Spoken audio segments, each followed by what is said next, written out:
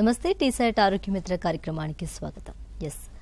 వర్షాకాలం వచ్చేసింది. సో ఈ వర్షాకాలంలో ఎలాంటి డిసీజెస్ ఉంటాయో అందరికీ తెలిసిందే. అంటే చాలామంది జలుబు, జ్వరం, దగ్గు ఇలా రకరకాల ఇన్ఫెక్షన్స్తో మనం బాధపడుతూ ఉంటాం. సో ముందుగా అసలు వర్షాకాలంలో వచ్చే ఇన్ఫెక్షన్స్ ఏంటి అనే దాని మీద తీసుకుంటే దీనికి సంబంధించి మనం ఒక టాపిక్ తీసుకున్నాం.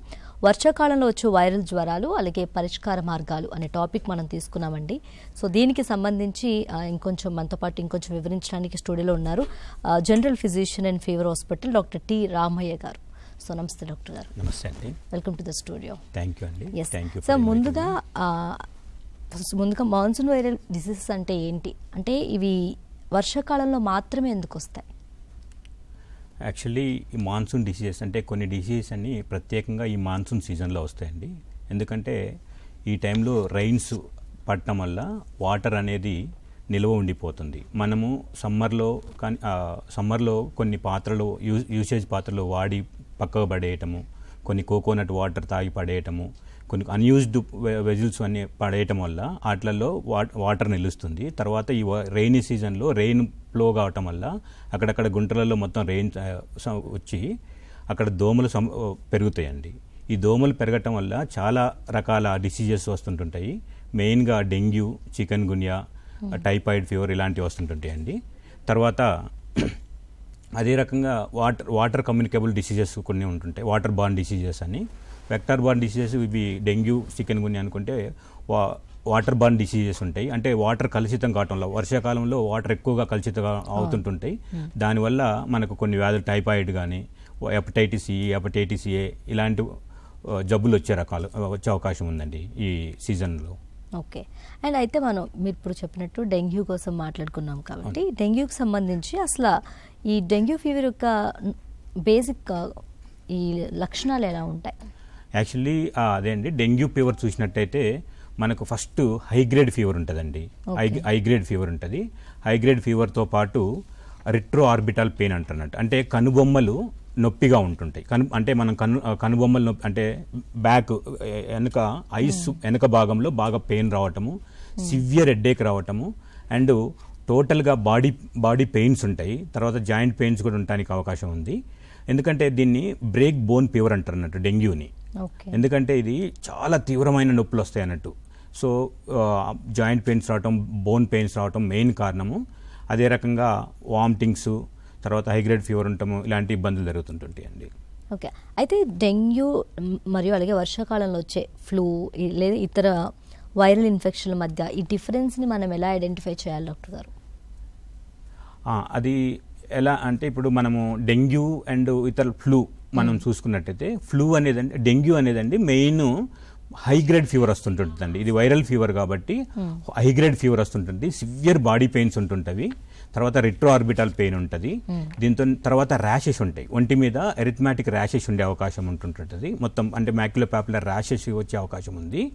దాని తర్వాత సివియర్ డెంగ్యూలో అయితే ఇంకా అదర్ ప్రాబ్లమ్స్, యూరిన్ అవుట్పుట్ తగ్గిపోవటము, రికరెంట్ వామిటింగ్స్ కావటము, కడుపుల నొప్పి రావటము, ఇలాంటి ప్రాబ్లమ్స్ జరుగుతుంటాయండి. అదే మనం దీన్ని ఫ్లూగా డిఫరెన్షియేట్ చేయాలంటే మెయిన్ ఫ్లూలో ఏంటంటే ఫీవర్తో పాటు కాఫ్, కోల్డ్ అంటే దగ్గు, జలుబు ఉంటుంది. దాంతోపాటు సివియర్ కేసెస్లలో ఆయాసం కూడా వస్తుంటుందండి. మెయిన్ కాఫ్, కోల్డ్ ఉండి ఆయాసం ఉండి చెస్ట్ టైట్నెస్, చెస్ట్ అంటే ఛాతి నొప్పి అలాంటిది ఉన్నట్టయితే మనం దాన్ని ఫ్లూగా డిఫరెన్షియేట్ చేయొచ్చండి. అయితే ఈ సివియర్ స్టేజ్ అనేది అంటే ఎన్ని డేస్కి పెరుగుతుంది? డెంగ్యూ వచ్చిన ఎన్ని డేస్కి వస్తుంది? డెంగ్యూలో అండి యాక్చువల్లీ 3 పేజెస్ ఉంటాయండి. ఒకటి ఫెబ్రైల్ పేజ్ అని అంటారు, రెండోది క్రిటికల్ పేజ్ అంటారు, మూడోది క్యూరేటివ్ పేజ్ అని ఉంటుందండి. ఫస్ట్ అక్యూట్ పేజ్లో ఏమవుతుందంటే అంటే ఫెబ్రైల్ పేజ్ ఏంటంటే 2 to 7 days వరకు ఉంటుందండి ఇది.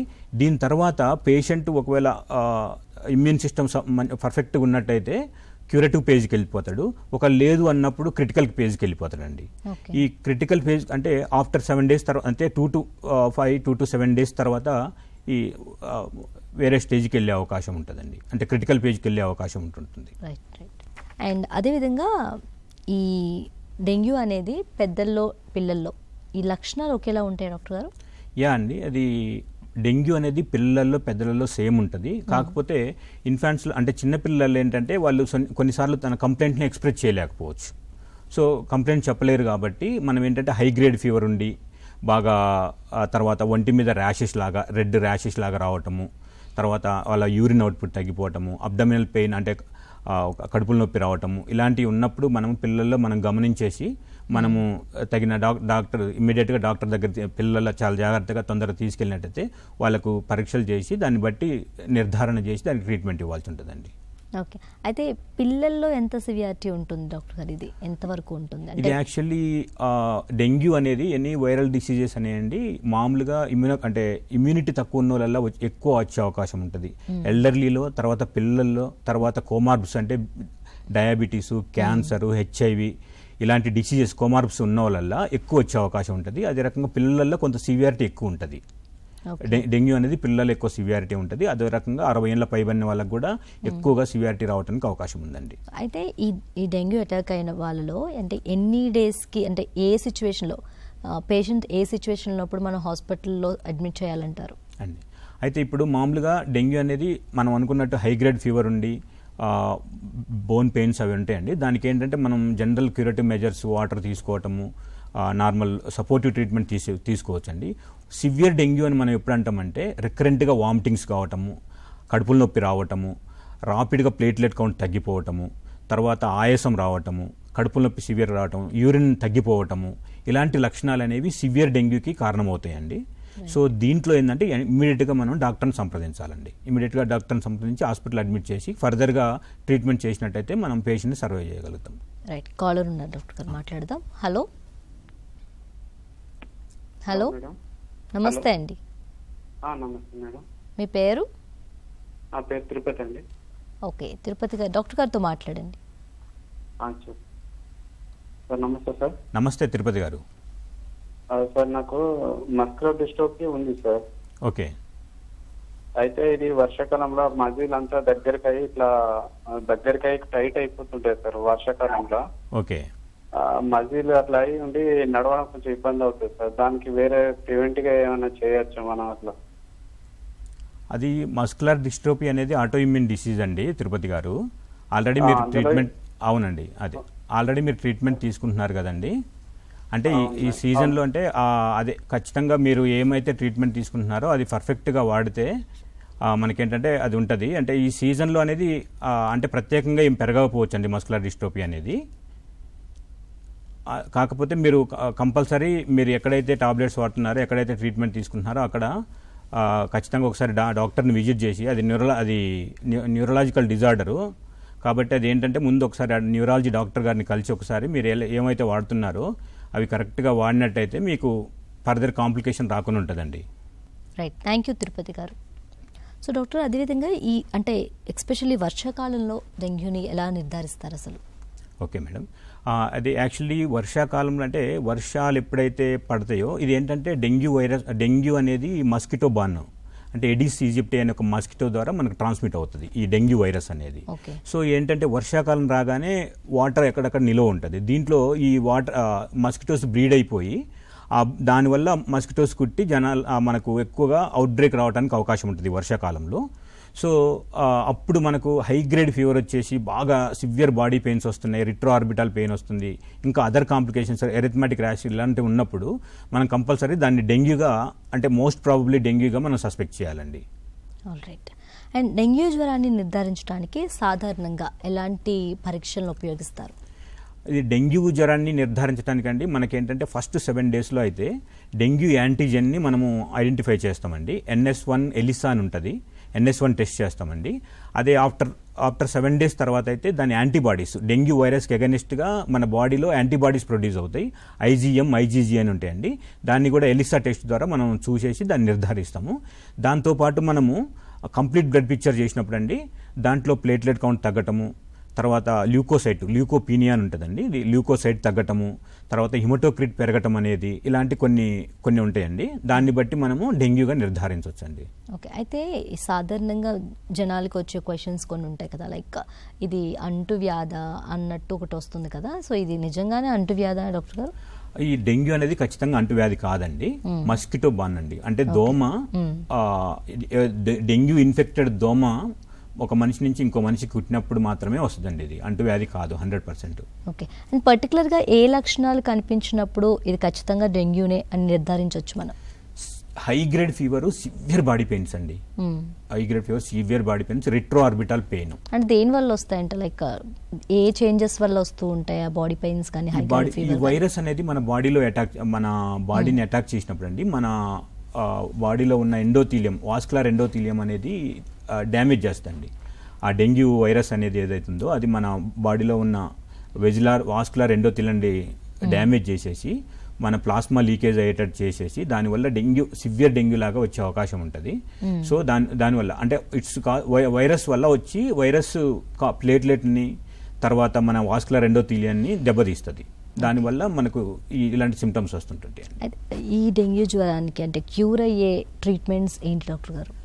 డెంగ్యూ జ్వరానికి క్యూర్ ఏంటండి, మెయిన్ సపోర్టివ్ ట్రీట్మెంట్ అండి. మెయిన్ సపోర్టివ్ ట్రీట్మెంట్ ఏంటంటే ఒకవేళ మనం హోమ్లో ఉన్నప్పుడు ఇనిషియల్ ఫేజ్ ఆఫ్ డెంగ్యూలో ఉన్నప్పుడు మనం సఫిషియెంట్ వాటర్ తీసుకొని మామూలుగా సపోర్టివ్ అంటే పారాసిటమాల్ టాబ్లెట్స్ లాంటి హై గ్రేడ్ ఫీవర్కి పారాసిటమాల్ తీసుకొని మన బాడీని డిహైడ్రేట్ కాకుండా సఫిషియెంట్ వాటర్ తీసుకుంటా సఫిషియెంట్ రెస్ట్ తీసుకుంటే చేయొచ్చండి. ఒకవేళ సివియర్ డెంగ్యూలో మాత్రం ఖచ్చితంగా పర్ఫెక్ట్ హాస్పిటల్లో అడ్మిట్ అయ్యి దాన్ని ట్రీట్మెంట్ తీసుకోవాలండి. దానికి ట్రీట్మెంట్ ఏముంటుందంటే మెయిన్ ఒకవేళ ఐవీ ఫ్లూయిడ్స్ ఉంటాయి. దాని తర్వాత ఒకవేళ బ్లీడింగ్ అయ్యిందనుకో, సపోజ్ డెంగ్యూ కాంప్లికేషన్ ఏంటంటే మ్యూకోజల్ బ్లీడింగ్. ఈ మ్యూకోజల్ బ్లీడింగ్ అంటే గమ్స్ నుంచి బ్లీడింగ్ రావటము, లోన మన ఇంటెస్టైన్ నుంచి బ్లీడింగ్ వచ్చేసి అంటే మోషన్ నల్లగా రావటము, ఇలాంటివి. తర్వాత ఒంటి మీద ప్లేట్లెట్ కౌంట్ తగ్గటం వల్ల ఒంటి మీద రెడ్ ర్యాషెస్ రావటము, ఇవన్నీ మనకు మ్యూకోజల్ బ్లీడింగ్కి ఇండికేషన్. దీనివల్ల ఏంటంటే మనకు బాడీలో ఎక్కడో ఇంటర్నల్ ఆర్గాన్స్లలో బ్లీడింగ్ అవుతుందని, తర్వాత బీపీ కూడా పడిపోతుంటుంది. ఇలాంటప్పుడు ఏం చేయాలంటే బ్లడ్ కూడా ట్రాన్స్ఫ్యూజ్ చేసుకోవాల్సి ఉంటుందండి. ఓకే. అయితే అంటే ఇప్పుడు మీరు చెప్పిన సిమ్టమ్స్ ఏవైతే ఉన్నాయో ఇవి అన్ని ఏజ్ల వరకు అలాగే ఉంటాయి డాక్టర్ గారు? ఏమైనా చేంజెస్ ఉంటాయా వీటిలో? అంటే అదే ఈ చిన్నపిల్లల్లో, ఎల్డర్లో, తర్వాత కోమార్బ్స్ అంటే diabetes, hyper tension, heart problems, lung problems, HIV, cancer ఇలాంటి వాళ్ళల్లో కొంచెం తీవ్రత ఎక్కువ ఉండొచ్చండి. అలాగే డెంగ్యూ జ్వరానికి ఏదైనా యాంటీవైరల్ ట్రీట్మెంట్ అందుబాటులో ఉందా? ఇప్పటివరకైతే డెంగ్యూకి అయితే యాంటీవైరల్ ట్రీట్మెంట్ ప్రస్తుతానికి అందుబాటులో లేదండి. మనకేంటంటే మెయిన్ సపోర్టివ్ మెడికేషన్ అండి మనం ఇచ్చేది. Okay, supportive. ఓకే. అండ్ అలాగే ఈ డెంగ్యూ జ్వరం అనేది చాలా భయంకరమైన ఫీవర్, చాలా డేంజరస్ ఫీవర్ అని అంటారు కదా. దీనివల్ల ఒకవేళ ఇది సివియర్ అయినప్పుడు దీనివల్ల వచ్చే కాంప్లికేషన్స్ ఎలా ఉంటాయి? ఇది డెంగ్యూ అనేది ఇనిషియల్గా మనం పర్ఫెక్ట్ కేర్ తీసుకుంటే బెటర్గా అంటే ప్రోగ్రెషన్ అనేది బెటర్గా ఉంటుందండి. కానీ ఒకవేళ ఇది ఏంటంటే మనం నెగ్లెక్ట్ చేసినట్టయితే సివియర్ డెంగ్యూ వచ్చేసి డెంగ్యూ షాక్ సిండ్రోమ్లకి వెళ్ళే అవకాశం ఉంటుందండి పేషెంట్. అంటే డెంగ్యూ షాక్ సిండ్రోమ్ ఏంటంటే బీపీ అంటే మనిషి యొక్క అంటే బీపీ అంతా పడిపోయి ఆల్ ఆర్గాన్స్ ఫెయిల్ అయిపోయి అంటే బ్లీడింగ్ అయిపోయి మనిషిలో అంటే ప్లేట్లెట్ కౌంట్ బాగా తగ్గిపోయి వాస్కులర్ ఎండోథీలియం డ్యామేజ్ అయిపోయి దానివల్ల బ్లీడింగ్ అయ్యి హైపోటెన్షన్లకు వెళ్ళిపోయి మల్టీ ఆర్గాన్ ఫెయిల్ అయిపోయి మనిషి డెత్ కావడానికి కూడా అవకాశం ఉందండి. సో మనం ఏంటంటే ఇమీడియట్గా మనకు డౌట్ ఉన్న వెంటనే మనం హాస్పిటల్ సంప్రదించి హాస్పిటల్ అడ్మిట్ అయ్యి తగిన ట్రీట్మెంట్ తీసుకుంటే ఖచ్చితంగా బెటర్ చేయొచ్చండి. ఇఫ్ ఇన్ కేస్ అంటే ఆర్గాన్స్ మీద ఎఫెక్ట్ అవుతుందని మీరు చెప్పారు, అంటే ఏ ఆర్గాన్స్ మీద ఎక్కువగా ఎఫెక్ట్ అవుతుంది? అంటే డెంగ్యూ హార్ట్ మీద ఎఫెక్ట్ చూపిస్తుందండి. మయోకార్డైటిస్ రావచ్చు, లివర్ మీద హెపటోపతి రావచ్చు, బ్రెయిన్ మీద ఎన్కెఫలోపతి, డెంగ్యూ ఎన్కెఫలోపతి రావచ్చు. అంటే ఆల్ ఇంటర్నల్ ఆర్గాన్స్ మీద ఎఫెక్ట్ చూపించడానికి అవకాశం ఉందండి. కైండ్ ఆఫ్ ఇన్ఫెక్షన్ లాగా. ఓకే. అలాగే ఈ తీవ్రమైన డెంగ్యూ జ్వరం ఎలా ఉంటుంది అసలు? దీన్ని ఎలా వస్తుంది, ఎలా ఉంటుంది అనేది?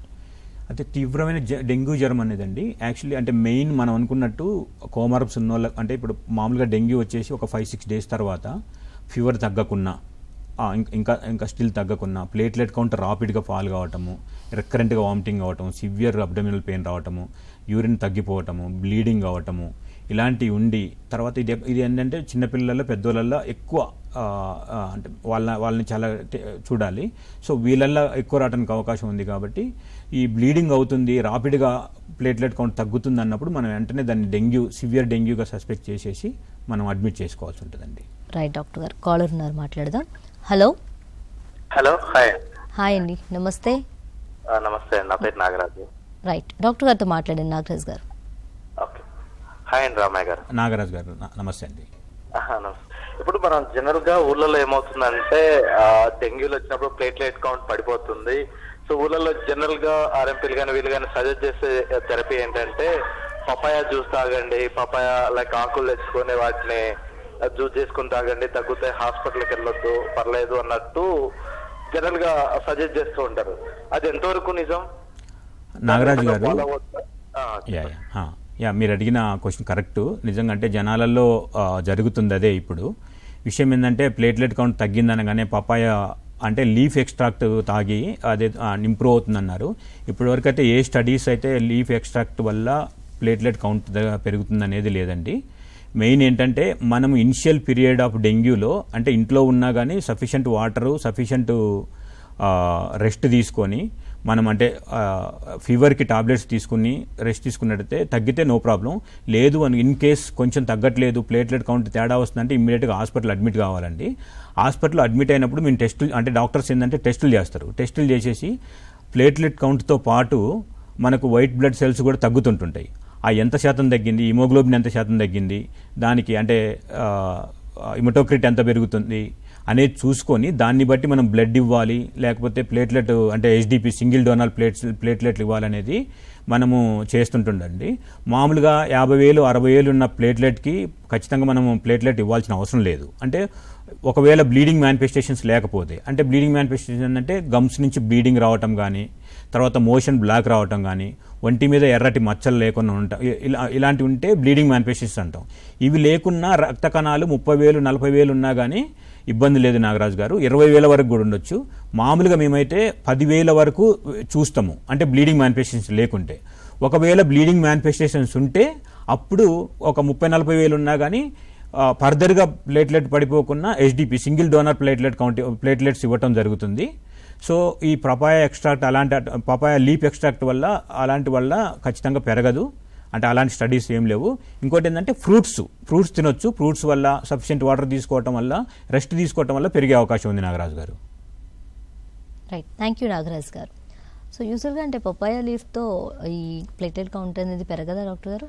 అంటే అది లేదండి, దానివల్ల సివియర్ గ్యాస్ట్రైటిస్ వచ్చే అవకాశం ఉందండి. దానివల్ల దాంతో కూడా ఇంకా సివియర్ గ్యాస్ట్రైటిస్ వచ్చేసి అప్పర్ జిఐ బ్లీడ్ అయ్యే అవకాశాలు ఉంటుంటాయి దానివల్ల. అయితే ఈ డెంగ్యూ ఫీవర్లో మెయిన్గా ప్లేట్లెట్ల మీద ఎందుకు అంత ఎఫెక్ట్ పడుతుంది? అంటే లైక్ బ్లడ్ సెల్స్ అనేవి ఎందుకు పడిపోతూ ఉంటాయి, ఎందుకని? ఇప్పుడు మనకు బాడీలో డెంగ్యూ వైరస్ అనేది ఆ వైరస్ దానికి అగైనెస్ట్గా యాంటీబాడీస్ తయారవుతుంది. ఆ యాంటీబాడీస్ ఏం చేస్తాయంటే యాంటీబాడీస్ మనకు ప్రొడ్యూస్ అయిన మన అగైనెస్ట్ డెంగ్యూ వైరస్కి ప్రొడ్యూస్ అయిన యాంటీబాడీస్ మన ప్లేట్లెట్ల మీద కూడా పనిచేస్తుంది. దాన్ని కూడా పనిచేసేసి ఆ ప్లేట్లెట్ని డిస్ట్రక్ట్ చేసేసి సో ప్లేట్లెట్ కౌంట్ తగ్గడానికి అవుతుంటుందండి. ఓకే, అయితే ఈ వర్షాకాలంలో డెంగ్యూ జ్వరాన్ని నివారించడానికి మనం ఎలాంటి ప్రికాషన్స్ తీసుకోవాలి మెయిన్లీ? ఈ మనం వర్షాకాలంలో డెంగ్యూ జ్వరం తగ్గించడానికి అంటే 3 లెవెల్స్లో అండి. అంటే మామూలుగా అంటే గవర్నమెంట్ లెవెల్లో, తర్వాత కమ్యూనిటీ లెవెల్లో, తర్వాత పర్సనల్ లెవెల్లో కేర్ తీసుకున్నట్టయితే మనం దీన్ని నివారించవచ్చండి. మామూలుగా ఇదేంటంటే ఫస్ట్ మనం యాజ్ ఏ పర్సన్గా మనం ఏంటంటే మస్కిటోస్ కుట్టకుండా చూసుకోవాలి, మన పరిసరాలను శుభ్రంగా ఉంచుకోవాలి. డ్రై డే ఫ్రైడే అని మనం కండక్ట్ చేయాలి. అంటే గవర్నమెంట్లో డ్రై డే ఫ్రైడే అని ఒకటి ఉంటుందండి. ఈ డ్రై డే ఫ్రైడే ఏంటంటే ప్రతి రెయినీ సీజన్లో ప్రతి ఫ్రైడే మనం ఏంటంటే మన ఇంటి చుట్టుపక్కల ప్రాంతాలలో నిలువ ఉన్న నీటిని పడబోస్తామండి. టైర్స్లలో పాడైపోయిన టైర్స్లు, అదే మనం యూజ్ చేసిన మన కొబ్బరి బోండాలు ఉంటాయి, అందులో వాటర్ ఉండిపోతాయి. కొన్ని వాటరే ఉంటాయి కానీ lack of eggs, mosquito eggs నిల్వ ఉంటాయి. సో ఏంటంటే మనం ఒకనాడు ప్రోగ్రామ్ అంటే మనం ఫ్రైడే నాడు ఒక ప్రోగ్రామ్ లాగా పెట్టేసుకొని మన ఇంటి దగ్గర మన చుట్టుపక్కల ఎక్కడ నీళ్ళు నిల్వ ఉన్నా మనం యూజ్ చేయని అంటే కుండలల్లా, టైర్స్లల్లా, తర్వాత ఈ కొబ్బరి బొండ యూజ్ చేసిన వాటిలల్లా, మన గాబులల్లా, ఇలాంటి వాటిలల్లో అన్నిటినీ మనం ఆ వాటర్ని తీసేసి వాటిని ఉల్టాగా పెట్టినట్టయితే ఆ ఫర్దర్గా వాటర్ నిలవ ఉండకుండా మనకు ఆ దోమలు బ్రీడ్ కాకుండా ఉంటాయండి. ఆ రకంగా మనం ఎవ్రీ ఫ్రైడే మనం ఒక ప్లెడ్జ్ తీసుకొని, అంటే ఆల్ పాపులేషన్ అంతా కమ్యూనిటీ లెవెల్లో ఒక ప్లెడ్జ్ తీసుకొని డ్రై డే ఫ్రైడేని పర్ఫెక్ట్గా చేయగలిగితే మనం ఏంటంటే అండి చాలా వరకు హాఫ్ ఆఫ్ ద డెంగ్యూని నివారించవచ్చండి. అదే రకంగా ఇంకోటి ఏంటంటే డెంగ్యూ, మలేరియా ఇలాంటి ఎక్కువ ఉన్న ఏరియాలలో ఏంటంటే పాగింగ్ చేస్తుంటుంటారండి. మీరు మున్సిపాలిటీలలో చూస్తూనే ఉంటుంటారు, పొగ కొడుతుంటారు, మాలాతయాన్ పాగింగ్ చేస్తుంటుంటారు గవర్నమెంట్ తరపు నుంచి. అది కూడా అంటే ఎక్కువ కేసెస్ ఉన్న కాడ, మస్కిటో లోడ్ ఎక్కువ ఉన్న కాడ ఏం చేస్తుంటుంటారంటే పాగింగ్ చేస్తుంటుంటారు. తర్వాత అంటే ఇంటర్నల్ స్ప్రే చేస్తుంటుంటారు. సో ఇవన్నీ ఏంటంటే మస్కిటోని చేయడానికి. తర్వాత మనం ఏంటంటే మన పర్సనల్గా మనం ఫుల్ స్లీవ్స్ అంటే బయటకు వెళ్ళినప్పుడు ఫుల్ స్లీవ్, అంటే ఇది డెంగ్యూ మస్కిటో అనేది మార్నింగ్ టైంలోనే ఎక్కువ బయట చేస్తుంది. సో ఫుల్ స్లీవ్ షర్ట్స్ వేసుకోవటము, ఫుల్ స్లీవ్ వేసుకోవటం, సాక్సెస్ వేసుకోవటము, ఇలాంటి వేసుకొని బయటకు వెళ్ళినట్టయితే మస్కిటోస్ నివారించడానికి అవకాశం ఎక్కువ ఉంటుందండి. అయితే ఈ డెంగ్యూ ఫీవర్ వచ్చిన వాళ్ళు డాక్టర్ గారు ట్రీట్మెంట్ అనేది పెద్దల్లో పిల్లల్లో ఒకేలా ఉంటుందో, ఒకటే ప్రాసెస్ ఉంటుందో, ఆర్ ఎలా ఉంటుంది? ట్రీట్మెంట్ అనేది పెద్దల్లో పిల్లల్లో ఒకటే ఉంటుందండి. అకార్డింగ్ టు సివియారిటీని బట్టి మన డెంగ్యూ ట్రీట్మెంట్ అనేది మారుతుంటుంటుందండి. సివియారిటీని బట్టి మారుతుంటుంది, బట్ పిల్లల్లో కానీ పెద్దలలో కానీ ఎవరినైనా సేమ్ ఉంటుందండి. అయితే డెంగ్యూ నివారించడంలో ఈ మస్కిటో రిపెలెంట్స్ ఎంతవరకు ప్రభావవంతంగా ఉంటాయి? మస్కిటో రిపెలెంట్స్తో పాటు మనము మస్కిటో నెట్స్, అంటే ఇప్పుడు మనం మస్కిటో నెట్స్, తర్వాత మనం ఫుల్ స్లీవ్స్ వేసుకోవటము, ఇలాంటి ఫిజికల్ మెజర్స్. ఈ ఫిజికల్ మెజర్స్తో పాటు ఈ మస్కిటో రిపెలెంట్స్ కూడా, అంటే ఈపీ అంటే ఎన్విరాన్మెంట్ ప్రొటెక్షన్ యాక్ట్ ప్రకారం మేక్ చేసిన ఏమైతే రిపెలెంట్స్ ఉన్నాయో అవి కొంతవరకు వాడచ్చు. అవి ఏంటంటే బైట్ రిడక్షన్ రేట్ని తగ్గిస్తాయండి. కొంత బైట్ అంటే మస్కిటో బైట్ రిడక్షన్ రేట్ అనేది ఉంటుంది. ఆ బైట్ రిడక్షన్ రేట్ని తగ్గించే అవకాశం ఉంటుంది. సో కొంతవరకు యూజ్ చేయొచ్చు, అంటే హార్మ్ చేయనంత వరకు. కాకపోతే ఏంటంటే ఈ స్మెల్ వల్ల కొంత ఆల్రెడీ లంగ్ ప్రాబ్లం ఉన్న వాళ్ళు వీళ్ళల్లో ఏమవుతుందంటే ఆ స్మెల్ పోయిపోయి వాళ్ళకి కాఫ్ రావటము, ఎస్ఓబి రావటం, ఇలాంటి ఇబ్బంది అవుతుంది. వాళ్ళు కొంచెం జాగ్రత్తగా యూజ్ చేయాలి. స్కిన్కి రాసుకునే క్రీమ్స్ లా ఉంటాయి కదా, అవి ఏంటంటే కొంతమందికి డెర్మటైటిస్ అలాంటివి ఉంటాయి, ఎలర్జిక్ రియాక్షన్స్ వచ్చే అవకాశం ఉంటుంది. వాళ్ళు కూడా జాగ్రత్తగా చూసుకొని యూజ్ చేయాలండి. ఓకే. అండ్ ఈ డెంగ్యూ జ్వరానికి వ్యాక్సిన్ అందుబాటులో ఉందా మనకి? డెంగ్యూ జ్వరానికి ప్రజెంట్ మన ఇండియాలో అయితే అంటే వరల్డ్లో అదర్ కంట్రీస్లలో వ్యాక్సిన్ ఉందండి. అది కూడా డెంగ్యూ సెకండ్ టైం వచ్చిన వాళ్ళకే డెంగ్యూ వ్యాక్సిన్ ఇస్తున్నారు. అదర్ కంట్రీస్లలో ఉంది, యుఎస్ లాంటి కంట్రీస్లో ఉంది. ఇంకా మనకు రాలేదండి, వచ్చే అవకాశం ఉంది వెరీ సూన్. అయితే ఇప్పుడు ఒకసారి డెంగ్యూ వచ్చి తగ్గిపోయిన వాళ్ళకి మళ్ళీ వచ్చే ఛాన్సెస్ ఉన్నాయా? ఎన్నిసార్లైనా రావచ్చండి డెంగ్యూ. అది రెండోసారి డెంగ్యూ వస్తే చాలా సివియర్ గా వస్తుందండి. అంటే ఎలాంటి కాంప్లికేషన్స్ ఉంటాయి? ఎలాంటి అంటే ఎక్కువగా అంటే ఇదే మనం అనుకున్నట్టు మ్యూకోజల్ బ్లీడింగ్, అంటే బాగా హెవీగా ప్లేట్లెట్ తగ్గిపోయి మ్యూకోజల్ బ్లీడింగ్, అంటే మొత్తం బాడీలో ఇంటర్నల్ ఆర్గాన్స్ లో బ్లీడ్ అయిపోయి మనిషి షాక్ లోకి వెళ్ళిపోయి డెత్ కావడానికి అవకాశం ఉంటుంది. అంటే రెండోసారి అంటే చాలా జాగ్రత్తగా ఉండాలండి. అది రెండోసారి డెంగ్యూ వస్తే ఇమీడియట్గా మనం హాస్పిటలైజ్ చేసేసుకొని ఎంత తొందరగా ట్రీట్మెంట్ తీసుకుంటే అంత మనం సేఫ్ ఉంటాం. రైట్, డెంగ్యూ కోసం తెలుసుకున్నాం. ఇప్పుడు ఇందులో ఇంకొకటి ముఖ్యమైనది చికెన్ గున్యా కోసం తెలుసుకోవాలి. అసలు చికెన్ గున్యా అంటే ఏంటి డాక్టర్ గారు? చాలా మందికి ఈ చికెన్ గున్యా అంటే తెలీదు. సో అంటే ఏంటి అసలు? చికెన్ గున్యా అనేది ఇది కూడా వైరల్ ఫీవర్ అండి. ఇది కూడా సేమ్ ఎడిస్ ఈజిప్టే అనే మస్కిటో వాళ్ళనే వస్తుంటుంటుంది. ఈ చికెన్ గున్యా ఫీవర్ అనేది ఏంటంటే ఇది కూడా సేమ్ లైక్ డెంగ్యూకి సిమిలర్గా ఉంటుంది. లక్షణాలన్నీ మ్యాక్సిమం డెంగ్యూకి సిమిలర్గా ఉంటుంది. అంటే హై గ్రేడ్ ఫీవర్ రావటము. ఇందులో మెయిన్ ముఖ్యంగా ఏంటంటే పాలీ ఆర్థ్రాలజియా అంటారు, అంటే జాయింట్ పెయిన్స్, అంటే సిమ్మెట్రికల్ రెండు sides symmetrical joint pains and multiple joints involve అవుతాయండి. స్మాల్ జాయింట్స్, లార్జ్ జాయింట్స్ అన్నీ ఇన్వాల్వ్ అవుతాయి. అంటే యాంకిల్స్, నీవ్స్, ఎల్బోస్, వ్రిస్ట్, తర్వాత స్మాల్ కార్పల్, మెటాకార్పల్ జాయింట్స్, ఇవన్నీ ఇన్వాల్వ్ అవుతాయి. అంటే మల్టిపుల్ జాయింట్ పెయిన్స్ ఉండి జాయింట్ స్టిఫ్నెస్, జాయింట్ స్వెల్లింగ్, అంటే జాయింట్ వాపు ఉండటము, అక్కడ స్టిఫ్నెస్గా ఉండటము, తర్వాత సివియర్ పెయిన్ ఉండటము వీటిని మెయిన్. తర్వాత కొంతమంది పేషెంట్లలో ఏమవుతుందంటే కంజక్టివైటిస్ కూడా, అంటే చికెన్ గున్యాలో కంజక్టివైటిస్ కూడా వస్తుంటుంటుంది. తర్వాత వామిటింగ్స్ కూడా అవుతుంటుంటాయండి. ఓకే. అయితే ఈ చికెన్ గున్యా యొక్క ఇన్ఫెక్షన్ యొక్క ఈ ప్రైమరీ సిమ్టమ్స్ ఎలా ఉంటాయి? ప్రైమరీ సిమ్టమ్స్ అనేవి ఫస్ట్ హై గ్రేడ్ ఫీవర్ అండి, తర్వాత ఆర్థ్రాలజియా. ఓకే. హై గ్రేడ్ ఫీవర్, ఆర్థ్రాలజియా, వీటిని బట్టి మనము చికెన్ గున్యాగా కొంతవరకు సస్పెక్ట్ చేయొచ్చు. ఓకే.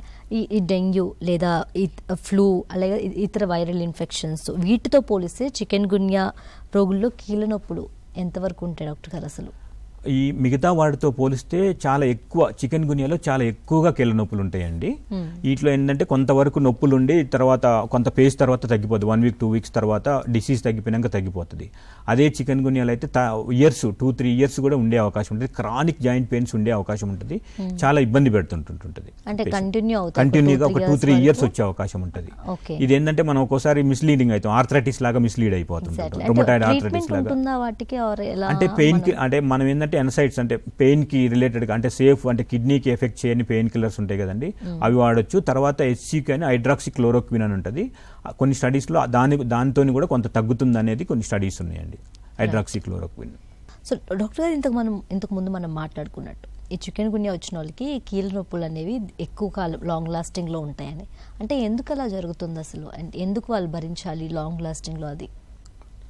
ఇది అంటే వైరల్ ఫీవర్ అండి. ఇది అంటే వైరస్ ఇట్ కాజ్ అంటే ఈ జాయింట్ని కార్టిలేజ్ని డ్యామేజ్ చేస్తుంటుంటుందండి. ఆ వైరస్ ఏదైతే ఉందో అక్కడ జాయింట్స్లో ఉన్న కార్టిలేజ్ని డ్యామేజ్ చేస్తుంటుంటుంది కాబట్టి ఇంకా అది వస్తుంటుంటుంది. దానికి మెయిన్ ప్రివెంటివ్ మెజర్సే తీసుకోవాలండి. మెయిన్ ప్రివెంటివ్ మెజర్స్ తీసేసుకొని, అంటే ఏంటంటే ఈ చికెన్ గున్యా, డెంగ్యూ ఇవన్నీ ఏంటంటే ప్రివెంటబుల్ డిసీజెస్ కాబట్టి అంటే వాటితోని ఒకసారి వచ్చినాక చాలా కాంప్లికేషన్స్ ఉంటాయి. సో రాకున్నా మనం అంటే ప్రివెంటివ్ మెజర్స్ తీసుకున్నట్టు వాటిని రాకుండా ఉండటానికి అవకాశం ఉంటుంది. ఒకవేళ వచ్చినాకైనా ఈ సివియర్ పెయిన్స్ అనేది ఉంటుంటాయి కాబట్టి వాటికి సపోర్టివ్ ట్రీట్మెంట్ అంటే పెయిన్ మెడికేషన్ తీసుకొని తర్వాత ఇలాంటి సపోర్టివ్ మెజర్స్ మాత్రమే తీసుకోవడం అవకాశం ఉందండి. ఓకే. అండ్ ఈ వర్షాకాలంలో చికెన్ గున్యాను ఎలా మనం నిర్ధారిస్తారు? అంటే అదే వర్షాకాలంలో అంటే అదే వర్షాలు సడన్గా పడగానే ఇంతకుముందు మనం మాట్లాడుకున్నట్టు రెయిన్ ఎక్కడైతే మొత్తం రెయిన్ వాటర్ పూల్ అయిపోతుంది కాబట్టి మస్కిటోస్ బ్రీడ్ అయిపోయి ఉంటుంది. సో అప్పుడు మనకు ఫీవర్స్, జనరల్ ఫీవర్స్ వస్తుంటాయి. ఈ ఫీవర్స్లలో మనకు severe fever, high grade fever వచ్చేసి సివియర్ ఆర్థ్రాలజియా అంటారు. అంటే జాయింట్ పెయిన్స్ సివియర్గా ఉండి 1 వీక్ కూడా తగ్గట్లేదు అన్నప్పుడు మనము దాన్ని చికెన్ గున్యాగా సస్పెక్ట్ చేసే అవకాశం ఉందండి, చేయొచ్చండి మనం. అయితే ఇంతకు ముందు మనం మాట్లాడుకున్నట్టు ఈ దీర్ఘకాలిక కీళ్ళ నొప్పులు ఉంటాయి కదా, ఇవి ఉన్నప్పుడు చికెన్ గున్యా మళ్ళీ రిపీట్ అయ్యే ఛాన్సెస్ ఉంటుందా? చికెన్ గున్యా మళ్ళీ రావచ్చండి, పెయిన్ మళ్ళీ రావచ్చు. ఆ మస్కిటో కుట్టినప్పుడు మళ్ళీ వచ్చే అవకాశం ఉంటుందండి. అండ్ ఈ చికెన్ గున్యా ఇన్ఫెక్షన్ నిర్ధారించడానికి ఎలాంటి పరీక్షలు చేస్తారు? ఈ చికెన్ గున్యా నిర్ధారించడానికి చికెన్ గున్యా అంటే IgM యాంటీబాడీస్ ఉంటాయండి. ఈ యాంటీబాడీస్ ని మనము ఎలిసా అనే టెస్ట్ ఉంటుంది, rapid test and ELISA test, ఈ రెండింటి ద్వారా మనము బ్లడ్ టెస్ట్ ద్వారానే మనం దీన్ని నిర్ధారించవచ్చండి. ఓకే. అంటే వెరీ ఇంపార్టెంట్ ఇది. ఇతర వైరల్ వ్యాధులతో అతివ్యాప్తం చెందుతున్న లక్షణాలు వీటి కారణంగా చికెన్ గున్యా నిర్ధారించడంలో ఏమైనా సవాళ్ళు మనం ఎదుర్కొంటున్నామా? అంటే ఏమవుతుందండి, ఇప్పుడు డెంగ్యూ, జనరల్ వైరల్ ఫీవర్స్ ఇవన్నీ ఏంటంటే ఒకే సిమిలర్గా ఉంటుంటాయి. అవి మనం ఏమైందంటే ఇప్పుడు అన్నిట్లలో బాడీ పెయిన్స్ రావటము, అన్నిట్లలో హై గ్రేడ్ ఫీవర్ ఉండటము, అంటే సిమిలర్ లక్షణాలు ఉంటుంటాయి కాబట్టి మనం ఏంటంటే ఈ చికెన్ గున్యాని ఒక్కోసారి మనము ఇగ్నోర్ చేస్తుంటుంటాం అన్నట్టు. మెయిన్ మనం ఎక్కువ డెంగ్యూ కేసెస్ వస్తుంటుంటాయి కాబట్టి మెయిన్ డెంగ్యూనే ఉండొచ్చు, డెంగ్యూనే ఉండే అవకాశం ఉంది అన్నట్టు, మనకు అదర్ వైరల్ ఫీవర్స్ ఉండే అవకాశం ఉన్నట్టనే ఉంటుంది. సో చికెన్ గున్యా అనేది మనం అంటే ఎప్పుడైతే పాలి ఆర్థ్రాలజియా అంటే ఎక్కువ జాయింట్ పెయిన్స్, స్టిప్ జాయింట్స్ ఉండి ఆ జాయింట్స్ బాగా స్వెల్లింగ్ ఉండి తగ్గట్లేదు, మోర్ దెన్ 1 వీక్ కూడా తగ్గట్లేదు అన్నప్పుడు మనం చికెన్ గున్యా ఖచ్చితంగా సస్పెక్ట్ చేయొచ్చండి. ఓకే. అయితే ఈ చికెన్ గున్యాకు ట్రీట్మెంట్స్ ఎలా ఉంటాయి డాక్టర్ గారు? ఈ చికెన్ గున్యా కూడా సపోర్టివ్ మెడికేషన్ అండి. అదే మీకు ఇంతకుముందు చెప్పినట్టు హైడ్రాక్సిక్లోరోక్విన్ అనేది కొంత పెయిన్ తగ్గించడానికి ఉపయోగించవచ్చు. దాంతోపాటు జనరల్ పారాసిటమాల్ టాబ్లెట్స్, తర్వాత ప్లెంటీ ఆఫ్ వాటర్ తీసుకోవటము, సపోర్టివ్ మెజర్స్ మెయిన్. ఈ వైరల్లంతా మ్యాక్సిమం సపోర్టివ్ మెజర్సే అండి. అంటే అంటిల్ అన్లెస్ కాంప్లికేషన్స్ డెవలప్ కాక వరకు. అయితే మనం ఇక్కడ కూడా మనం యంగర్ పీపుల్ కోసం మాట్లాడుకోవాలి కాబట్టి వీటి లక్షణాలు పిల్లల్లో పెద్దల్లోకి ఎలా ఉంటాయా? సేమ్ ఉంటాయండి, పిల్లల్లో పెద్దల్లో సేమ్ ఉంటుంది. కాకపోతే అంటే సివియారిటీ డిపెండింగ్ ఆన్ సివియారిటీ. ఈ నార్మల్ మైల్డ్ సివియారిటీ ఉన్నప్పుడు ఫీవర్ వచ్చేసి జాయింట్ పెయిన్స్ ఉంటుంది. అదే సివియర్ కేసెస్ ఆఫ్ చికెన్ గున్యాలో ఏమైందంటే మయోకార్డైటిస్, మనం ఇంతకుముందు మాట్లాడుకున్న డెంగ్యూలో హార్ట్ని ఎలా ఇన్ఫెక్ట్ చేస్తుందో చికెన్ గున్యాలో కూడా మయోకార్డైటిస్ వచ్చే అవకాశం ఉంటుంది. తర్వాత మెనింగో ఎన్కెఫలైటిస్ అంటే బ్రెయిన్ లో కూడా ఈ వైరస్ వచ్చే అవకాశం. ఏ స్టేజ్ దాటిన తర్వాత ఇవి ఎఫెక్ట్ అయ్యే ఛాన్సెస్ ఉంది? అంటే ఫెబ్రైల్ స్టేజ్ అంటే అదండి. ఇప్పుడు మనం ఒకటి ఫెబ్రైల్ స్టేజ్ ఉంటుంది అనుకున్నాం కదండి. ఫెబ్రైల్ స్టేజ్ తర్వాత క్రిటికల్ ఫేజ్ ఉంటుంది దేంట్లోనైనా వైరల్ ఫీవర్లలో. తర్వాత ఫెబ్రైల్ పేజ్ నుంచి పేషెంట్ ఒకసారి క్రిటికల్ పేజ్ లో కన్నా వెళ్ళిపోవచ్చు, ఫెబ్రైల్ పేజ్ నుంచి క్యూరేటివ్ పేజ్ లో కన్నా వెళ్ళిపోవచ్చు. ఫెబ్రైల్ పేజ్ నుంచి మనము ఎప్పుడైతే ఈ క్రిటికల్ పేజ్లోకి వెళ్ళిపోయిందో ఆ స్టేజ్లో మనకు ఇలాంటి మయోకార్డైటిస్, మెనింగో ఎన్కెఫలైటిస్, తర్వాత అదర్ ఇంటర్నల్ ఆర్గాన్స్ ఎఫెక్ట్ కావటం అనేది ఉంటుంటుందండి. ఓకే. అయితే ఈ చికెన్ గున్యాకి సంబంధించి లాంగ్ లాస్టింగ్ కీళ్ళ నొప్పుల కోసం మనం మాట్లాడుకున్నాం, ఇది ఒక్కటేనా ఇంకేమైనా కాంప్లికేషన్స్ ఉంటాయా? మెయిన్ చికెన్ గున్యాలు అయితే లాంగ్ లాస్టింగ్ ఉండే అయితే ఓన్లీ అంటే పాలి ఆర్థ్రాలజీ అండి. రిమైనింగ్ అంతా దాంతో ఆ సివియారిటీతో తగ్గిపోతుంటుంది అండి. ఓకే. దీనికి ఏమైనా యాంటీవైరల్ చికిత్స అంటే దీనికి కూడా యాంటీవైరల్స్ అయితే ఏం లేవండి. నో. ఓకే. అండ్ వర్షాకాలంలో చికెన్ గున్యా ఇన్ఫెక్షన్ ఎలా నిర్ధారిస్తారనేది మనం మాట్లాడుకున్నాం కదా. అంటే మనం ఇంట్లో తీసుకోవాల్సిన ప్రికాషన్స్ ఏమైనా ఉన్నాయా దీనికి సంబంధించి? ఇంట్లో అంటే మెయిన్ అండి అదే మనము ఇంట్లో ఉన్నప్పుడు బెడ్ మీద మస్కిటో నెట్స్ పెట్టుకోవటము prevention main important. Okay, main మనకు మస్కిటో ప్రివెన్షన్ ఇంపార్టెంట్. ఇప్పుడు మీరు అన్న మస్కిటో నెట్స్ వాడటము, ఫుల్ స్లీవ్స్ యూజ్ చేయటము. ఇదేంటంటే మార్నింగ్ ఏడిస్ ఈజిప్ట్ మస్కిటో అనేది మెయిన్ మార్నింగ్ టైంలోనే బయట చేస్తుంటుందండి. సో అండ్ ఫ్రెష్ వాటర్లోనే ఎక్కువ ఉంటుంది ఇది. ఓకే, సో కాబట్టి వాటిని మనము నిల్వ ఉండకున్నా తర్వాత బయట కాకుండా చూసుకున్నట్టయితే మనం దాన్ని నివారించడానికి అవకాశం ఉంది. Okay, done. అయితే ఈ చికున్ గున్యా ఏదైతే ఉందో పేషెంట్ ఏ స్టేజ్ వరకు ట్రీట్మెంట్కి సపోర్ట్ చేయగలరు? అంటే పేషెంట్ అంటే ఏ స్టేజ్ వరకు మనం హాస్పిటల్లో జాయిన్ చేయాలి అనేది? ఇదేంటి కాంప్లికేషన్స్ అండి. మెయిన్ ఏంటంటే పేషెంట్ అదే మనము ఏదైతే వైరల్ ఫీవర్స్ అలానే పేషెంట్ పెయిన్స్ పారిఆల్ట్రాజియా సివియర్గా ఉండి తట్టుకోలేకపోతున్నాడు. తర్వాత హై గ్రేడ్ ఫీవర్ ఉంది, ఒక 7 days అయినా ఫీవర్ తగ్గట్లేదు. తర్వాత అదర్ ప్రాబ్లమ్స్ అంటే హైపోటెన్షన్, బీపీ తగ్గిపోవటము ఇలాంటివి. తర్వాత దీంట్లో కూడా ఎరిథ్మాటిక్ ర్యాషెస్ ఉంటాయండి. దీంట్లో కూడా బ్లీడింగ్ అవడానికి అవకాశం ఉంది. దీంట్లో కూడా ప్లేట్లెట్ కౌంట్ తగ్గడానికి అవకాశం ఉంది చికెన్ గున్యాలో కూడా. సో ఈ బ్లీడింగ్ మ్యానిఫెస్టేషన్స్ కనపడ్డా కానీ, హైపోటెన్షన్ ఉన్నా కానీ, స్టమక్ పెయిన్ ఇలాంటివి ఉన్నా కానీ, తర్వాత హై గ్రేడ్ ఫీవర్ తగ్గట్లేదు, 1 week అయినా తగ్గట్లేదు, బాగా సివియర్ పెయిన్స్ తగ్గట్లేదు అన్నప్పుడు మనము హాస్పిటలైజ్డ్ ఖచ్చితంగా కావటం మంచిదండి. Okay, and coming to influenza flu doctor గారు, అసలు ఇన్ఫ్లుయెన్జా ఫ్లూ అంటే ఏంటి, ఎవరిలో వస్తుంది, ఎందుకు వస్తుంది? ఇన్ఫ్లుయెంజా అనేది ఇది ఒక వైరస్ అండి. ఇందులో 3 types ఉంటాయి. Influenza A, influenza B, influenza C అని ఉంటాయండి. ఈ మూడిటి వల్ల మనకి ఇన్ఫెక్షన్ వచ్చే అవకాశం ఉంటుంది. ఇదేంటంటే ఈ రెయినీ అండ్ వింటర్ సీజన్స్లలో మనకి ఎక్కువ రావడానికి అవకాశం ఉంది. టెంపరేచర్ తక్కువ అంటే ఉన్నప్పుడు ఇది ఎక్కువ రావడానికి అవకాశం ఉంది. ఇదేంటంటే ఎయిర్ బార్న్ ఇన్ఫెక్షన్, అంటే త్రూ డ్రాప్లెట్స్ ద్వారా ఒకరికి వస్తుంటుంటుంది. డ్రాప్లెట్ ద్వారా ఒకరి ద్వారా ఒకరికి వస్తుంటుంది. మెయిన్ ఏంటంటే ఈ ఇన్ఫ్లుయెంజా అనేది చిల్డ్రన్స్లలో తర్వాత ఎల్డర్లీలో ఎక్కువ రావడానికి అవకాశం ఉంది. తర్వాత కోమార్బ్స్, ఎవరైతే డయాబెటిక్ ఉన్నారో, ఎవరైతే ఆల్రెడీ ఎగ్జిస్టింగ్ పల్మనరీ ప్రాబ్లం ఉన్నారో, ఎవరైతే ఆల్రెడీ కార్డియాక్ ప్రాబ్లం ఉన్నారో, ఎవరైతే క్యాన్సర్ ఉందో, ఎవరైతే HIV ఉందో, సివియర్ ఎనీమియా ఉన్నోళ్ళు, ఈ అంటే ఇమ్యూనో కాంప్రమైజ్ స్టేట్ అన్నట్టు, వీళ్ళల్లో ఈ ఇన్ఫ్లుయెంజా రావడానికి అవకాశం ఎక్కువ ఉందండి. ఓకే, దెన్ ఈ వర్షాకాలంలో ఇన్ఫ్లుయెన్జా యొక్క జనరల్ సిమ్టమ్స్ ఎలా ఉంటాయి? ఈ వర్షాకాలంలో వచ్చినట్టయితే రికరెంట్గా ఈ తుమ్ములు రావటము, దగ్గు రావటము, హై గ్రేడ్ ఫీవర్ రావటము, సివియర్ బాడీ పెయిన్స్ రావటము, ఇలాంటివి ఉంటుంటాయండి మైనర్ ఇన్ఫ్లుయెంజా సిమ్టమ్స్ అయితే. అదే సివియర్ అయితే కంటిన్యూస్ కాఫ్ రావటము, తర్వాత ఆయాసం రావటము, ఫీవర్ కంటిన్యూస్గా హై గ్రేడ్ ఫీవర్ రావటము, ఇలాంటివి ఆయాసము, చెస్ట్ పెయిన్, కంటిన్యూస్ కాఫ్, ఇలాంటివి మనకు సివియర్ లక్షణాలు అండి ఇన్ఫ్లుయెంజాకు. ఓకే, అయితే వీటిని మనం ఎలా గుర్తించాలి డాక్టర్? అంటే ఇవన్నీ కూడా కామన్గా అంటే వైరల్ ఉన్నప్పుడు కూడా వస్తుంటాయి, డెంగ్యూ ఉన్నప్పుడు కూడా వస్తాయి, వీటికి మనం ఎలా తేడా తెలుసుకోవాలి? మనం మెయిన్ ఏంటంటే ఇది రెస్పిరేటరీ ఇన్ఫెక్షన్ ఎక్కువ ఉంటుందండి. దీనిలో మనకి ఏంటంటే రెస్పిరేటరీ సిస్టమ్ అనేది ఎక్కువ ఇన్వాల్వ్ అవుతుంది. అదర్ సిస్టమ్స్ అంటే ఇప్పుడు మనకు డెంగ్యూ లాంటి అట్లయితే ఆల్ అదర్ కావచ్చు.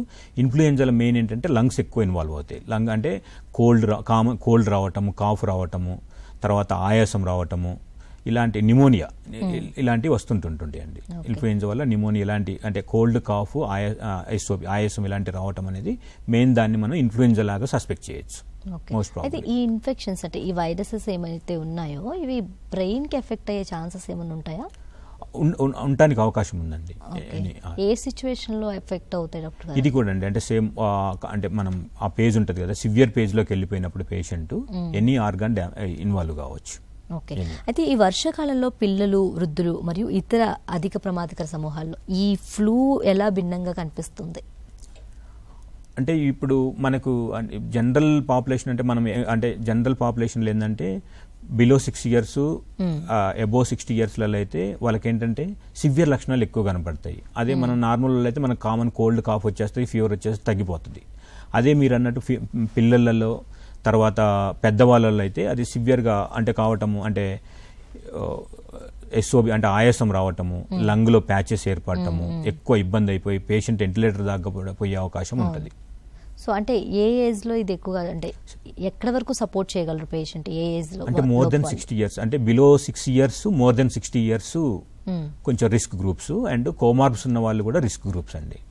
అంటే ఐ మీన్ షుగరు, అదే ఆల్రెడీ లంగ్ ప్రాబ్లం ఉన్న వాళ్ళు, హార్ట్ ప్రాబ్లం ఉన్న వాళ్ళు, వీళ్ళంతా క్యాన్సర్ ప్రాబ్లం ఉన్న వాళ్ళు కొంచెం ఎఫెక్ట్ కావడానికి ఎక్కువ అవకాశం ఉందండి. ఓకే, అయితే డెంగ్యూ లేదా ఈ చికెన్ గున్యా వంటి ఇతర వైరల్ ఇన్ఫెక్షన్ నుండి ఫ్లూ లక్షణాలు, ఈ ఇన్ఫ్లుయెన్జా ఫ్లూ లక్షణాలు ఎలా, వాటికి డిఫరెన్స్ ఏమన్నా ఉంటుందా?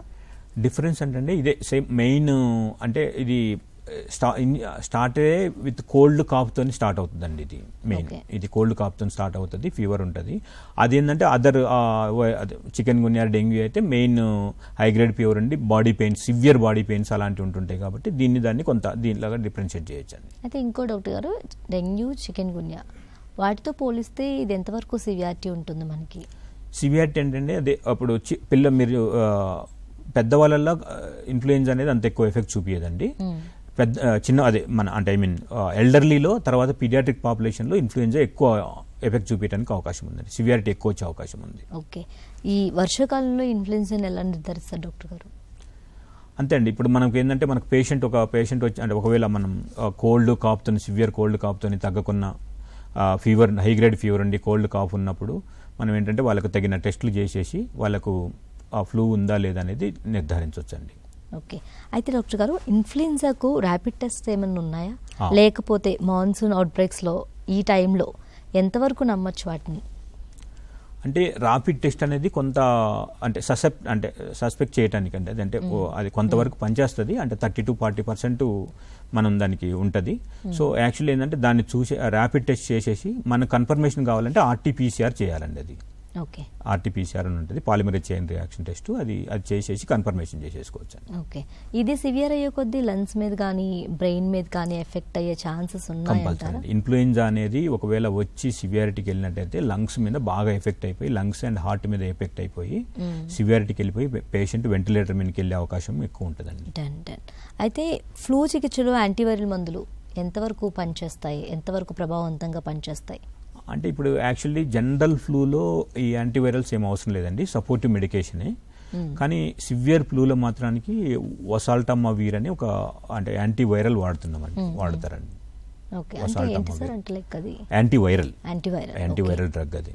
ఓకే, యాంటీవైరల్ మందులు లేకుండా ఈ ఫ్లూ లక్షణాలను ఎలా నిర్వహిస్తారు, అసలు ఎలా తెలుసుకోవాలి మనం? అంటే జస్ట్ అది మనకేంటంటే main cough, cold, fever, chest pain ఇవి మనకు ఫ్లూ లాగా నిర్ధారించవచ్చండి. సో దీనికి ఏంటంటే జనరల్గా మనము పారాసిటమాల్, తర్వాత సపోర్టివ్ మెడికేషన్ ఫ్లూ అంటే దాన్ని బట్టి చేసుకొని రెస్ట్ ఇచ్చేసినట్టయితే పేషెంట్కి తగ్గే అవకాశం ఉంటుందండి.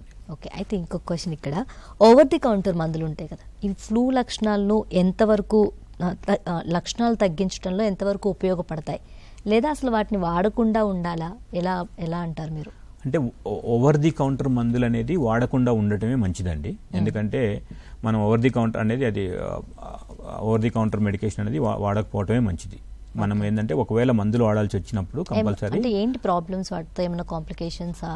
అంటే ఇప్పుడు మనం ఏం తీసుకుంటున్నాం అనేది క్లియర్గా తెలియదండి. ఇప్పుడు వేరే ఏమన్నా దాన్ని ఏంటంటే ప్లేట్లెట్ని ఎఫెక్ట్ చేసే డ్రగ్స్ ఉంటాయి, దాంట్లో ఒకళ్ళు సివియర్గా మనకు ఉన్నప్పుడు కిడ్నీని డ్యామేజ్ చేసే డ్రగ్స్ ఉండొచ్చు, అలాంటివన్నీ ఉంటాయి. కాబట్టి అవి ప్రిస్క్రైబ్డ్ కాదు, కాబట్టి మనం ఓవర్ ది కౌంటర్ డ్రగ్స్ తీసుకోవటం వల్ల ఇబ్బంది అవుతుంది. మనం ఏంటంటే ప్రిస్క్రైబ్ అంటే ఎవరైతే రిజిస్టర్డ్ ప్రాక్టీషనర్ ఉన్నారో వాళ్ళు ప్రిస్క్రైబ్ చేసిన వాళ్ళు ఏంటంటే అకార్డింగ్ టు మన హెల్త్ని బట్టి వాళ్ళు ప్రిస్క్రైబ్ చేస్తారు. కాబట్టి మనకి ఏం కోమార్బ్స్ ఉన్నాయి, మనకి ఇంకా వేరే ఏం ప్రాబ్లమ్స్ ఉన్నాయి అన్ని చూసి ప్రిస్క్రైబ్ చేస్తారు. కాబట్టి మనకేంటంటే దాన్ని అలా తీసుకోవటం వల్ల పోవటమే మంచిది, ఓవర్ ది కౌంటర్ తీసుకోకపోవటమే మంచిదండి. ఓకే, అయితే డాక్టర్ గారు ఈ వర్షాకాలంలో వచ్చే ఫ్లూ ఉంటుంది కదా, ఇది రాకుండా ఉండడానికి అంటే జరగకుండా ఉండడానికి మనం ఎలాంటి ప్రికాషన్స్ పాటించాలి, ఎలాంటివి ఫాలో అవ్వాలి? ఇది మెయిన్ అంటే ఈ ఫ్లూ అనేది ఎయిర్ బార్న్ ఇన్ఫెక్షన్ అండి. అంటే త్రూ ఎయిర్ ద్వారా డ్రాప్లెట్స్ ద్వారా ఒకరి ద్వారా ఒకరికి వస్తుంటుంటుంది. సో మనం ఏంటంటే ఇప్పుడు మాస్క్ ధరించటము మెయిన్, మాస్క్ ధరించటము, తర్వాత హ్యాండ్ వాష్, హ్యాండ్ హైజీన్ ఎప్పటికప్పుడు ప్రాపర్ హ్యాండ్ వాష్ చేసుకోవటము, ఇలాంటి మెయిన్. తర్వాత హైజీనిక్గా ఉండటము, ఇలాంటివి చేసినట్టయితే మన పర్సనల్ హైజీన్తో పాటు ప్రాపర్ హ్యాండ్ వాష్, మాస్క్ ధరించటము, ఇలాంటి అండ్ షేక్ హ్యాండ్ ప్రివెంట్ చేయటము, ఇలాంటివి మనం చేసినట్టయితే మనకు ఈ ఫ్లూని నివారించవచ్చండి.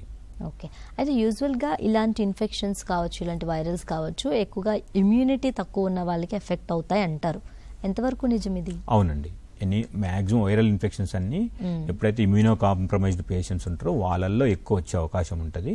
నార్మల్గా మంచి నార్మల్ పర్సన్స్లలో ఈ వైరల్ జ్వరాలు తక్కువ వస్తుంటాయి. అయితే ముఖ్యంగా వర్షాకాలంలో సీజనల్ ఫ్లూ వ్యాక్సిన్ ఎంతవరకు ప్రభావవంతంగా ఉంటుంది? ఫ్లూ వ్యాక్సిన్ అనేది మనము అంటే బిలో 6 yearsకి మోర్ దెన్ 60 yearsకి సజెస్ట్ చేస్తామండి. వాళ్ళు తీసుకోవటం వల్ల చాలా ఎఫికసీ బాగానే మంచిగా ఉంటుందండి. అది తీసుకోవటం అనేది సజెస్టబుల్. వ్యాక్సిన్ తీసుకోవటం మంచిది. ఎల్డర్లీ వాళ్ళు మోర్ దెన్ 60 years వాళ్ళు, బిలో 6 years వాళ్ళు ఫ్లూ వ్యాక్సిన్ తీసుకోవటం అనేది చాలా మంచిది. ఓకే. అండ్ వర్షాకాలంలో మనం మాట్లాడుకుంటున్నాం వర్షాకాలంలో కాబట్టి ఈ ఫ్లూ లక్షణాలు నివారించడానికి లేదా తగ్గించడానికి సహాయపడే ఏవైనా సహజ నివారణలు ఏమైనా ఉన్నాయా? మెయిన్ ఇదండి, ప్రాపర్ హ్యాండ్ వాష్ ఇంపార్టెంట్ అండి. మనం ఏం చేసినా ప్రాపర్ హ్యాండ్ వాష్ ఇంపార్టెంట్. తర్వాత ప్లెంటీ ఆఫ్ వాటర్ తీసుకుంటూ ఉండాలి మనం. ఎందుకంటే బాడీని డిహైడ్రేషన్ కాకుండా ఉన్నప్పుడు ఏమవుతుందంటే అంటే బాడీ ఇమ్యూనిటీ తగ్గకుండా ఉండేసి బాడీ డిహైడ్రేట్ కాకుండా ఉన్నప్పుడు ఈ వ్యాధి నివారణ శక్తి పెరుగుతుంటుంది మనకు. అండ్ ఫ్రూట్స్, మంచి ఆహారం తీసుకోవటం, మంచి ఫ్రూట్స్ తీసుకోవటం, మంచి వెజిటబుల్ ఫుడ్ తీసుకోవటం, ఇలాంటివి తీసుకోవటం వల్ల ఏంటంటే మన బాడీ మంచి ఇమ్యూనిటీ మంచిగా పెరిగిపోయి దానివల్ల ఇలాంటి వైరల్ అంటే ఫ్లూ కానీ ఇలాంటివి అదర్ వైరల్ డిసీజ్ రాకుండా ఉండడానికి అవకాశం ఉందండి. ఓకే. ఈ ఇన్ఫ్లుయెన్జా ఫ్లూ అనేది ఏ ఏజ్ వాళ్ళకి ఎక్కువగా ఎఫెక్ట్ అవుతుంది డాక్టర్ గారు? ఇది అది మెయిన్ అండి. Main 60 years, more than 60 years elderly పాపులేషన్లలో ఆల్రెడీ వాళ్ళకు కోమార్బ్స్ ఉంటాయి. అంటే పెద్దవాళ్ళు అంటే మోర్ దెన్ 60 అంటే చాలా మందిలో బీపీ, షుగర్లు, హార్ట్ ప్రాబ్లమ్స్, లంగ్ ప్రాబ్లమ్స్, తర్వాత కొంతమందిలో క్యాన్సర్స్ ఉండొచ్చు. ఇలాంటి వాళ్ళు ఉంటారు కదా, వాళ్ళల్లో ఈ ఫ్లూ అనేది ఎక్కువ వచ్చే అవకాశం, అంటే ఈ ఫ్లూ అంటే ఎక్కువ సివియారిటీ వచ్చే అవకాశం ఉంటుందండి. ఓకే. ఏ స్టేజ్ దాటితే సివియారిటీ అని చెప్పుకోవచ్చు దీనికోసం మాట్లాడుకుంటే? ఇప్పుడు మనకు కాఫ్ కోల్డ్ దగ్గర అంటే నార్మల్ కాఫ్ కోల్డ్ అయితే నో ప్రాబ్లం అండి. ఇప్పుడు రెస్పిరేటరీ రేట్ పెరిగిపోద్ది. అంటే ఇప్పుడు మనం మామూలుగా ఒక మనిషి 18 నుంచి 20 సార్లు బ్రీతింగ్ తీసుకుంటారు. అది ఎక్కువ అంటే 30 సార్లు 40 సార్లు అంటే రెస్పిరేటరీ రేట్ పెరగటము, ఆయాసం ఎక్కువ అయిపోవటము, మామూలుగా శాచురేషన్ ఉంటుంది. శాచురేషన్ అనేది ప్రోబ్ పెట్టి చూస్తాం, మనందరికీ తెలుసు. అది 90 కంటే కిందికి పడిపోవటము, ఇలాంటి ఉన్నప్పుడు ఏంటంటే అది ఇట్స్ ఇండికేట్ సీరియస్ అన్నట్టు. సో మనం ఏంటంటే ఆ సివియర్ ఆయాసపడుతున్నప్పుడు, ఆ రెస్పిరేటరీ రేట్ ఎక్కువ అవుతున్నప్పుడు, బాగా సివియర్గా దగ్గుతున్నప్పుడు ఇలాంటి పేషెంట్స్ మనం ఇమ్మీడియట్గా హాస్పిటల్కి తీసుకెళ్ళి వాళ్ళకి హాస్పిటల్లో ట్రీట్మెంట్ ఇప్పించడం అనేది ఉత్తమం అండి. ఓకే. అయితే చిన్నపిల్లల్లో కూడా ఇది సేమ్ సిమ్టమ్స్ ఉంటాయా? సేమ్ ట్రీట్మెంట్ ఉంటుందా? సేమ్ చిన్నపిల్లల్లో కూడా సేమ్ ట్రీట్మెంట్ ఉంటుందండి. కాకపోతే డోసుని బట్టి, అంటే వాళ్ళ అకార్డింగ్ టు కేజెస్ని బట్టి డోస్ మారుతుంటుంది ఏదైనా డ్రగ్స్ ఉంటే. అంతేగాని బోత్ ఎల్డర్లో తర్వాత పిల్లల్లో ఎవరిలోనైనా సేమ్ ట్రీట్మెంట్ ఉంటుందండి. అయితే వర్షాకాలంలో ఈ దోమల వ్యాప్తి ప్రదేశాలను తగ్గించడానికి ఎలాంటి చర్యలు తీసుకోవాలి మనం? అది మెయిన్ మనం ఏంటంటే అండి, ఫస్ట్ అదే మనం ఇందాక మనం మాట్లాడుకున్నట్టు డ్రై డే ఫ్రైడే మన చుట్టుపక్కల అది చాలా ఇంపార్టెంట్ అండి. మన చుట్టుపక్కల ఆ వాతావరణంలో అంటే ఎక్కడెక్కడైతే వాటర్ స్టోరేజ్ ఉందో ఆ వాటర్ స్టోరేజ్ని ముందు తొలగించాలి. తర్వాత మస్కిటో నెట్స్ యూజ్ చేయాలండి.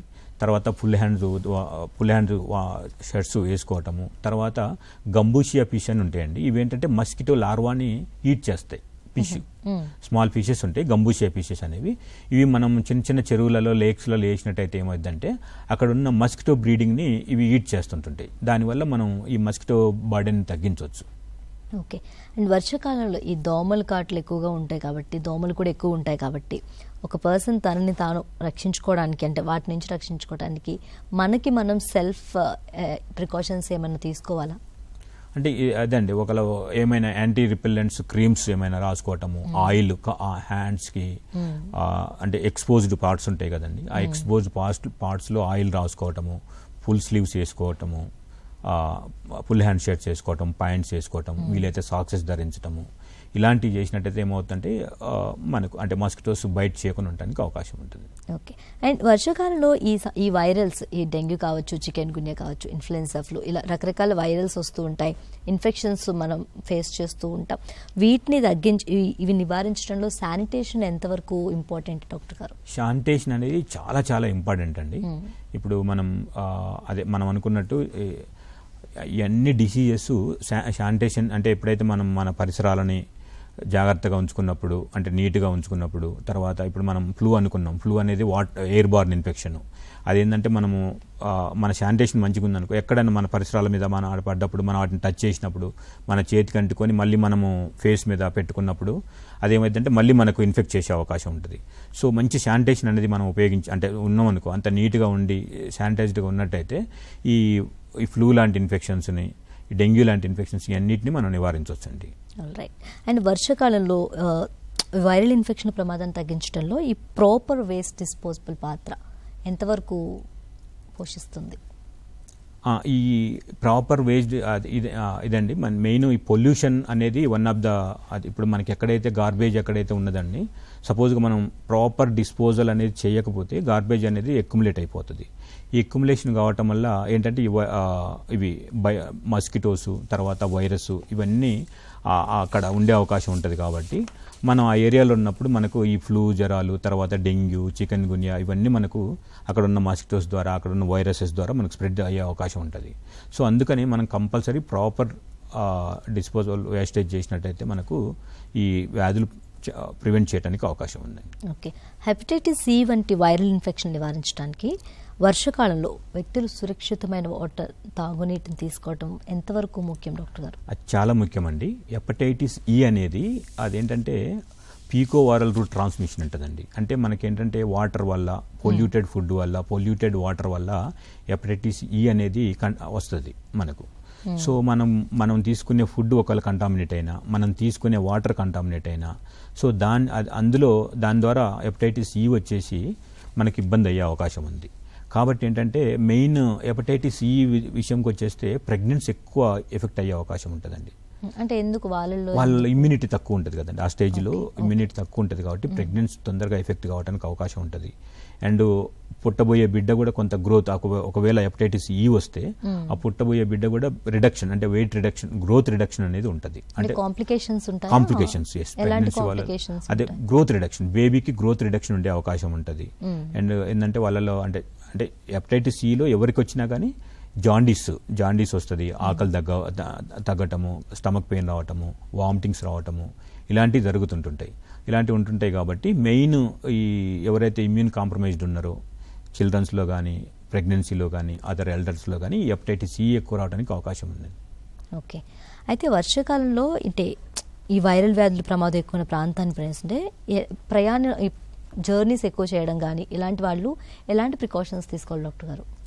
అంటే మెయిన్ మీరు అది ఎప్పుడైనా వర్షాకాలంలో చేయాల్సి వచ్చినప్పుడు కొన్ని టీకా, అంటే వేరే కంట్రీస్కి వెళ్ళినప్పుడు కొన్ని టీకాలు ఉంటాయండి. అవి అంటే ఫ్లూ టీకా తీసుకోవటము, తర్వాత ఇలాంటి టైఫాయిడ్ టీకా తీసుకోవటము, ఇలాంటి ఒక ఎండమిక్ ఏరియా, మనం ఏదైనా డిసీజ్ అక్కడ ఎక్కువ ఉంటుంది అనుకున్నప్పుడు దానికి సంబంధించిన టీకా తీసుకొని, అంటే ఒకవేళ టైఫాయిడ్ ఎక్కువ ఉన్న ఏరియాకి మనం వెళ్తున్నాము, అలాంటప్పుడు టైఫాయిడ్ టీకా తీసుకోవటము, ఫ్లూ ఎక్కువ ఉన్న ఏరియాకి పోతున్నాము, అలాంటి ఫ్లూ టీకా తీసుకొని వెళ్ళటము, ఇలాంటి టీకా వెళ్ళటము. తర్వాత ప్రాపర్ అక్కడ ఏంటంటే మనం ఎప్పుడైతే బయట ఫుడ్ తినాల్సి వస్తుంది, సో అక్కడ మనం ఏమన్నా అప్పటికప్పుడు మేక్ చేసుకొని రెడీ చేసుకొని తినగలుగుతామా, అంటే మన ఓన్ ఫుడ్ ప్రిపేర్ చేసుకొని, తర్వాత వాటర్ కూడా అదర్ వాటర్, బయట వాటర్ తాగకుండా మనం తీసుకెళ్ళిన వాటర్ కానీ అంటే హైజీనిక్ వాటర్ తాగటం అనేది ఇంపార్టెంట్ అండి. బయటికి వెళ్ళినప్పుడు వాటర్, ఫుడ్ విషయంలో చాలా కేర్ తీసుకోవాలి.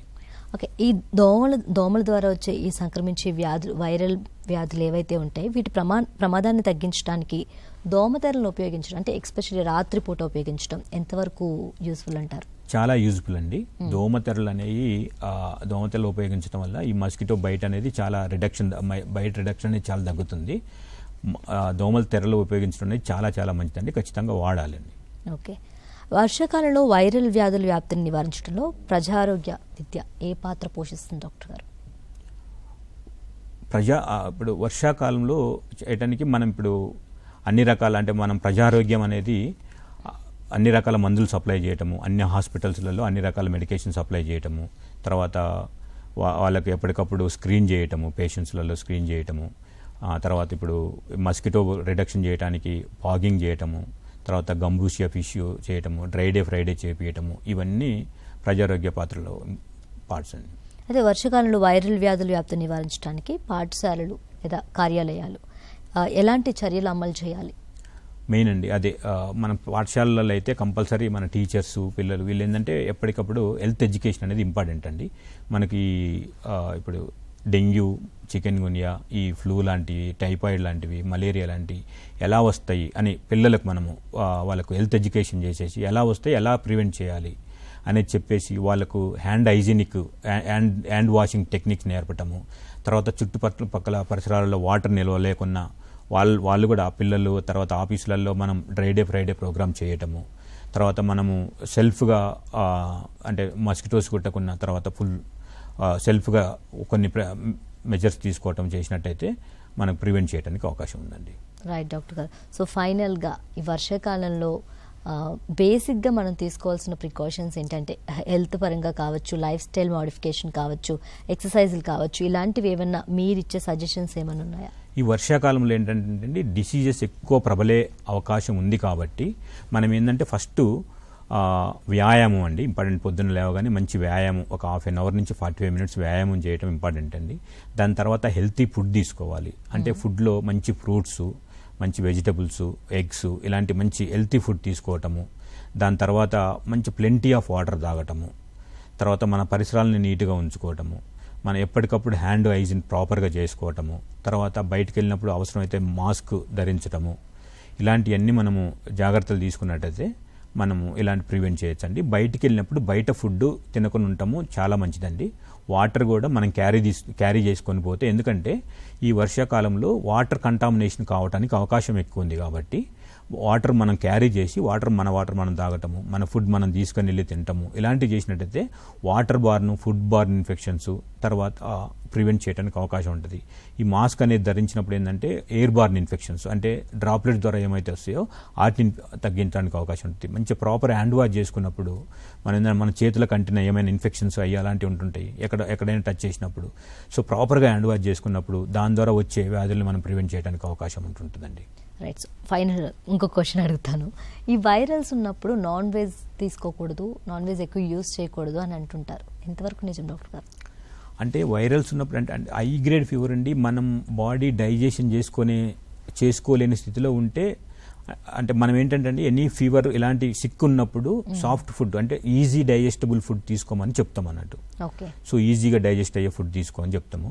సో ఈ నాన్ వెజ్ ఇవి ఏంటంటే మనం అంటే హై గ్రేడ్ ఫీవర్ అండి, మన బాడీ అంటే డైజెషన్ కొంచెం ఇబ్బంది పడుతున్నప్పుడు ఒక 1 week అవాయిడ్ చేస్తే నో ప్రాబ్లం ఉండదు. అంతేనా?